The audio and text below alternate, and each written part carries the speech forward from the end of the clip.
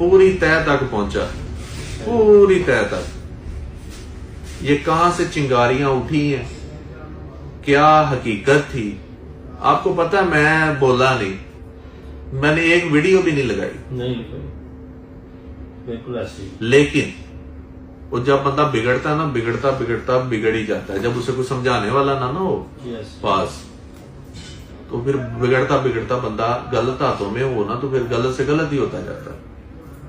वो सारे लोग मुनाफिकीन, इनकी किसी की बैकग्राउंड ही नहीं है जो उधर काम कर रहे हैं या साथ होते हैं। सारे वेले लफंगे टुकरेल हैं। हमसे लेते हैं 9-9 हजार रुपया टीम मेंबर्स के तौर पे।